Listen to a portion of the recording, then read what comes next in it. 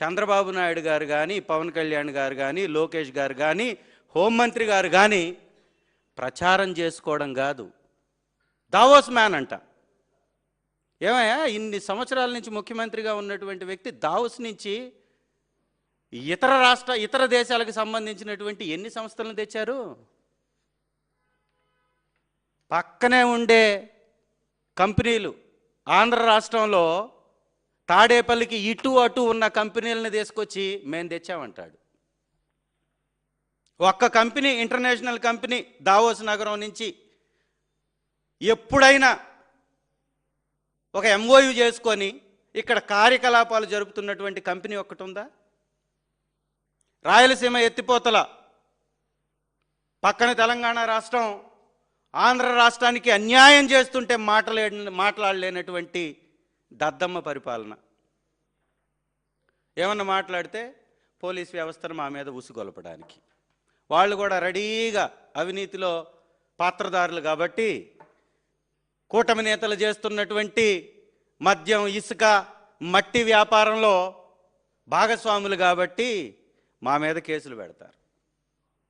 Police శాఖ చేస్తుంది కేవలం వైఎస్ఆర్ కాంగ్రెస్ పార్టీ నేతలని జైల్లో పెట్టడం తప్ప పరిపాలనను కానీ, శాంతి భద్రతలను కానీ ఈ రాష్ట్రంలో చూడట్లేదు అనేది ఈ ఉదాంతంలో కనపడుతుంది.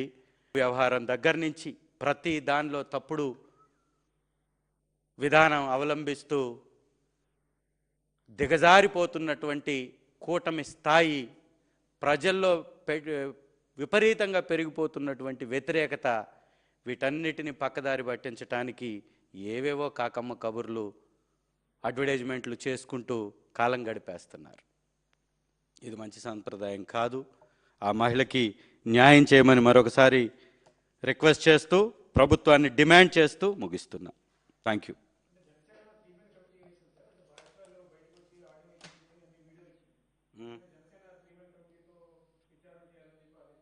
ఏంటి 3 మెన్ కమిటీ ఏం చేస్తారు? బాధిత మహిళ వచ్చి చెప్పిందండి. బాధిత మహిళ వీడియో రిలీజ్ చేసింది, రెండో వీడియో రిలీజ్ చేసింది, ముఖ్యమంత్రి గారిని కుప్పం వేదికగా కలిశానని చెప్తుంది. మీరేం చేస్తారు? తప్పించుకునేటటువంటి కార్యక్రమం.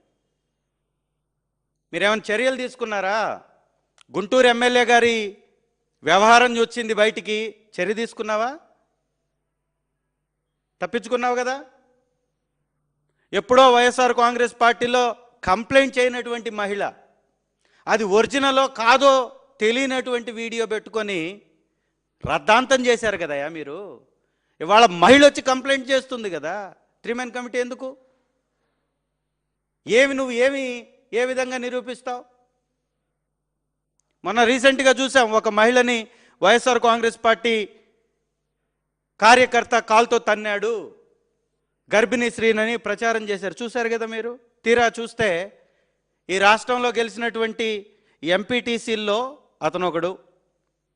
జనసేన ఎంపీటీసీ బయటకు వచ్చి చెప్పాడు, ఆ తోసినటువంటి వ్యక్తి తన్నలేదు, తోశాడు.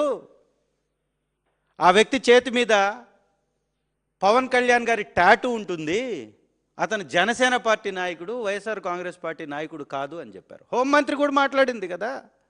హోంమంత్రి కూడా ఈ విధంగా స్పందించింది కదా. ఏం చర్యలు తీసుకున్నారు? ఆ మహిళకి ఏం న్యాయం చేశారు?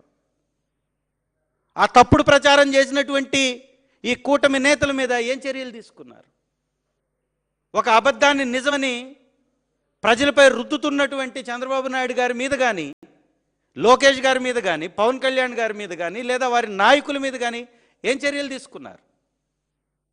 గుంటూరు ఎమ్మెల్యే గారి వీడియోలో దొరకలేదా? కోన రవికుమార్ గారి మీద ఆ టీచర్, కేవీబీ టీచర్ వచ్చేసి, కస్తూర్బా స్కూల్ టీచర్ వచ్చేసి కంప్లైంట్ చేసింది, ఓపెన్గానే చేసింది కదా. శ్రీకాళహస్తిలో మర్డర్ జరిగినప్పుడు ఎందుకు జరిగిందో మర్డర్ అందరికీ తెలిసినటువంటి సత్యమే కదా. ఎవరి మీద? ఆదిమూలం గారి మీద ఏం కంప్లైంట్ చేశారు? ఏం చర్య తీసుకున్నారు? కొలికిపూడి గారి మీద విమర్శలు వచ్చాయి, ఏం చర్య తీసుకున్నారు? ఎవరి మీద చర్య తీసుకున్నారు మీరు? మహిళల్ని వేధిస్తున్నటువంటి ఒక్కరి మీద చర్య తీసుకున్నటువంటి ఉదాంతం ఉందా? గతంలో జైన్ ఇదే విజయవాడ పక్కనే ఓ చిన్న బిడ్డ మీద అఘాయిత్యం చేశాడని ఆ రోజు అధికార పక్షంలో ఉన్నప్పుడు అప్పుడు చేశారు, ఇప్పుడు అధికారంలోకి వచ్చిన తర్వాత ఇప్పుడు చేస్తున్నారు. మహిళ